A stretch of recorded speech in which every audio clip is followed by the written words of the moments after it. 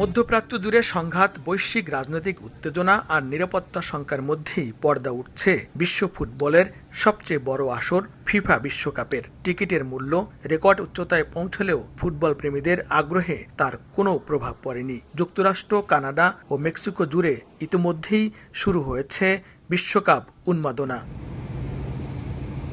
আন্তর্জাতিক গণমাধ্যমগুলোর তথ্য অনুযায়ী এবারই প্রথম বিশ্বকাপে অংশ নিচ্ছে 14টি মুসলিম সংখ্যাগরিষ্ঠ দেশ।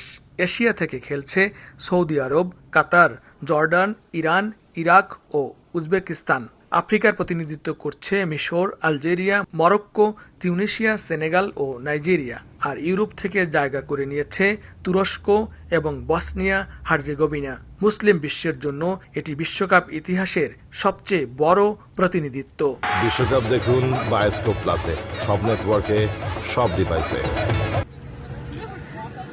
তবে মাঠের লড়াইয়ের পাশাপাশি আলোচনায় রয়েছে আয়োজক দেশ যুক্তরাষ্ট্রের নীতিও।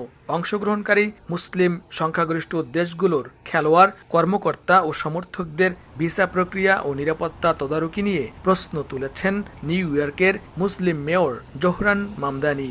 সোমবার সাংবাদিকদের এক প্রশ্নের জবাবে তিনি বলেন, বিশ্বকাপের মতো বৈশ্বিক আসরে সব দেশের জন্য সমান সুযোগ, মর্যাদা এবং বৈষম্যহীন পরিবেশ নিশ্চিত করা জরুরি।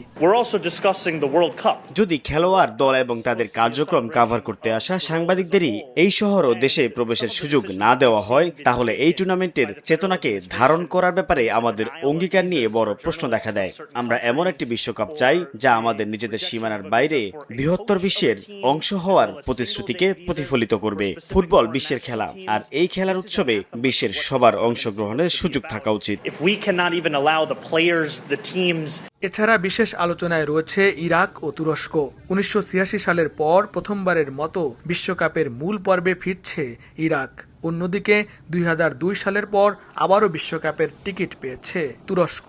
একই সঙ্গে 2022 বিশ্বকাপে সেমিফাইনালে উঠে ইতিহাস গড়া মরক্কোকে ঘিরেও প্রত্যাশা আকাশ ছোঁয়া। আফ্রিকা ও এশিয়ার মুসলিম দেশগুলো এবার শুধু অংশগ্রহণ নয়, নকআউট পর্বে বড় চমক দেখানোর লক্ষ্য নিয়েই মাঠে নামছে। এবারের বিশ্বকাপে রেকর্ড সংখ্যক মুসলিম দেশগুলোর অংশগ্রহণের ফলে এশিয়া, আফ্রিকা ও মধ্যপ্রাচ্যের দর্শকদের ভালোবাসা ফুটবলকে নিয়ে যাবে অনন্য এক উচ্চতায়। কেবলমাত্র এই লস অ্যাঞ্জেলেস স্টেডিয়ামেই খেলবে ইরান, তুরস্ক ও বসনিয়া, এই 3 মুসলিম দেশ।